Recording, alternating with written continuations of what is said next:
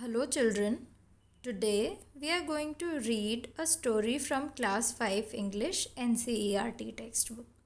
Name of this story is Gulliver's Travels. This story, as the name suggests, tells about the travel of a person whose name is Gulliver. So let's see. When a person tells the story of his life in his own words, it is called an autobiography. Gulliver, a sailor, was once caught in the land of giants. This is how he describes his experience. So, what is an autobiography? When a person tells about his life in his own words. When someone describes his or her life in his own words, it is called an autobiography. So this story is an autobiography of a sailor. Sailor कौन होता है? जो समुद्री जहाज पर रहता है, उसको सेलर कहते हैं. तो ये एक सेलर था जिसका नाम था गलिवर. ये उसकी ऑटोबायोग्राफी है. He was once caught in the land of giants. मतलब जायंट मतलब बहुत बड़ा. तो बहुत बड़े लोगों की ज़मीन पर या उनकी दुनिया में एक बार वो चला गया था और इस स्टोरी में उसने अपना वही एक्सपीरियंस शेयर किया है. Let's begin reading it. On the 16th of June 1730 we discovered land. Our captain sent a dozen men with vessels for water, if any could be found. When we came to land, we saw no river or spring, nor any inhabitants. I went on to explore. The country was barren and rocky. I turned back to join the crew, only to see them getting into the boat and rowing for life to get to the ship. तो ये बात है 16 जून 1730 की, जब Gulliver और उसके साथियों ने लैंड डिस्कवर की थी. यानी कि उन्हें बहुत टाइम बाद ज़मीन दिखी थी.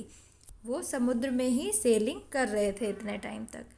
तो जो कैप्टन था उसने कुछ लोगों को जो उनके क्रू में थे, जो यानी कि समुद्री जहाज़ चलाने में मदद करते हैं, तो उनको उस लैंड पर भेजा कि पानी ढूंढ कर लाओ अगर मिले तो.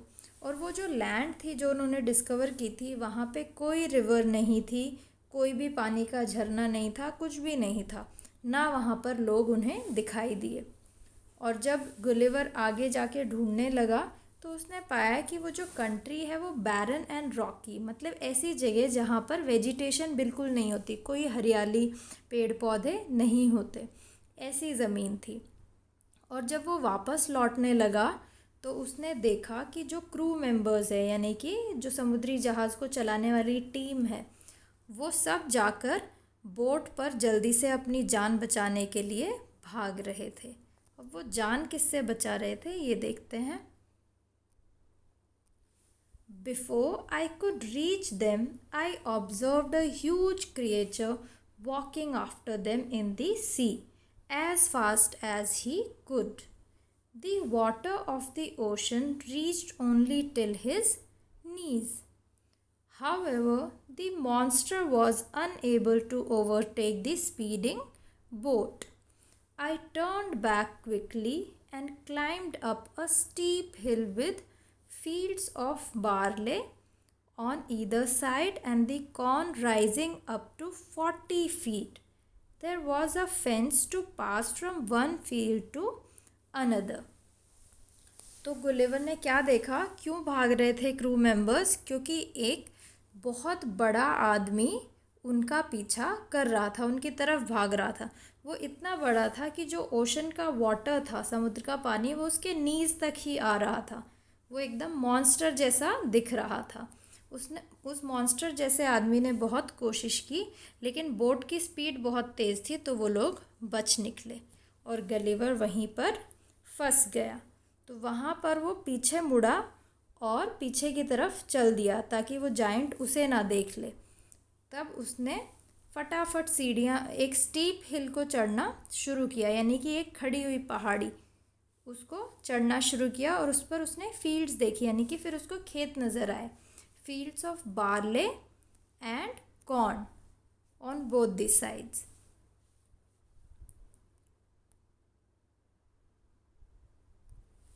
It was impossible for me to climb because every step was 6 feet high. I was trying to find a gap in the hedge when I discovered one of the inhabitants in the next field walking towards the fence. तो अब Gulliver के लिए चढ़ना बहुत मुश्किल हो गया था क्योंकि वहाँ जो स्टेप्स थे सीढ़ियों के वो 6 फीट हाइट के थे, ठीक है, तो वो इजीली उनको क्लाइंब नहीं कर सकता था। तो वो हेज में गैप्स ढूंढने लगा कि उसमें से गैप्स होंगे तो वो निकल जाएगा।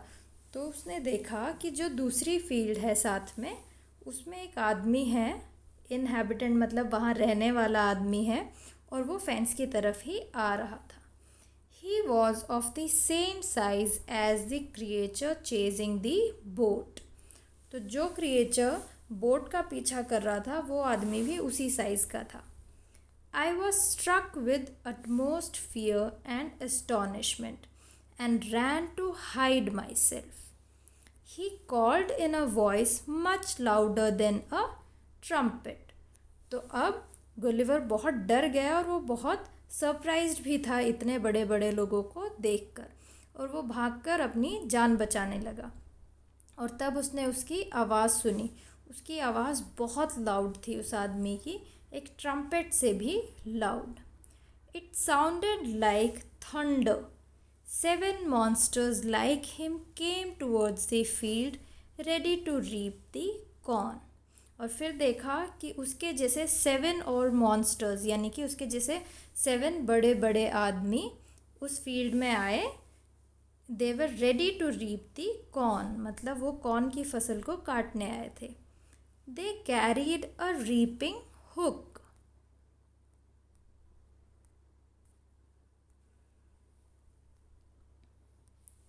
Which was very big. When one of the reapers approached where I lay hidden, I screamed as loud as I could. The creature stopped reaping, picked me up between his thumb and forefinger, and brought me close to his eyes, 60 feet above the ground. He looked at me with curiosity and blew my hair aside to get a better view of my face. So Gulliver was trying to hide himself, but one of the men found him. And when the men found him, Gulliver screamed. जब एक आदमी ने Gulliver को देख लिया तो Gulliver बहुत ज़ोर से चिल्लाया, और उस आदमी ने फिर क्या किया, उसे अपने हाथ में पकड़कर ऊपर उठा लिया, अपनी मुट्ठी में उसको पकड़ लिया, और फिर उसने उसके फेस पर फूंक मारी ताकि उसके बाल हटा के उसके फेस को अच्छे से देख सके। He called his friends and gently placed me on the ground. They all sat on the ground to take a good look at me.